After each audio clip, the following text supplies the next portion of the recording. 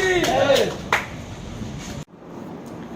जय हिंद साथियों, आज स्वतंत्रता दिवस के इस शुभ अवसर पर जबकि देश आज 76वां स्वतंत्रता दिवस मना रहा है, मैं देशवासियों से कहना चाहती हूँ कि स्वतंत्रता दिवस की आप सबको हार्दिक शुभकामनाएं। और ये आज़ादी का पर्व है। आज के दिन हमारा देश सन 1947 में आज़ाद हुआ था गुलामी की जंजीरों से। लेकिन ये आज़ादी हमें कैसे मिली थी ये भी आपको पता है कि कितनी कुर्बानियों के बाद ये आज़ादी हमें मिली है।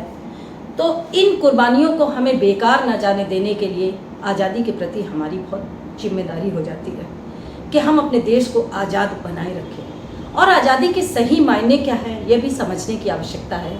आज़ादी मिलनी चाहिए हमें सिर्फ एक सरकार बनाने की नहीं, आज़ादी के साथ साथ एक सरकार सही रूप में देश के लिए, देश हित में काम करने के लिए होनी चाहिए।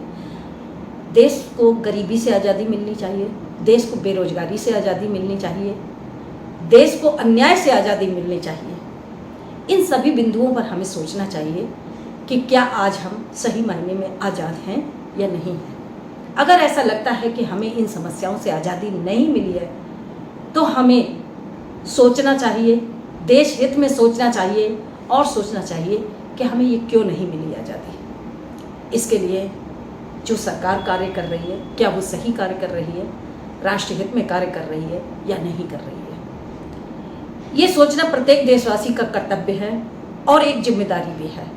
अगर हमारी सरकार सही कार्य नहीं कर रही है तो हर देशवासी का ये कर्तव्य है कि सरकार को वो आईना दिखाए और राष्ट्र हित के लिए कार्य करने के लिए सरकार को प्रेरित करे।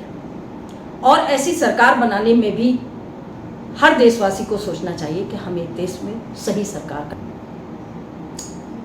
साथियों, मैं एक बात और कहना चाहती हूँ कि हमारे देश का एक अभिन्न राज्य है मणिपुर, जिसमें अभी जो दर्दनाक घटनाएं घट रही हैं, जिसमें कैसे महिलाओं का अपमान किया है। मैं भी एक महिला हूँ, उस दर्द को एक महिला होने के नाते जितना मैं महसूस कर सकती हूँ प्रत्येक महिला महसूस कर सकती है। और सबसे बड़ी बात है कि अब तक के भारत के इतिहास की ये ऐसी घटना है जिस पर हम सब देशवासियों का सर शर्म से झुक गया। और ऐसे घटना पर जिसमें महिलाओं को निर्वस्त्र करके घुमाया गया है। लेकिन बड़े अफसोस की बात है कि हमारे देश में जो सरकार चल रही है वो ऐसी घटना पर खामोश है, बेशर्मी से हंस रही है और बेशर्मी से लोगों की चीखों को सुन रही है, लेकिन उसके ऊपर कोई असर नहीं हो रहा है। तो इस संवेदनशील मुद्दे पर, समस्या पर, इस घटना पर हम लोगों को सोचना होगा।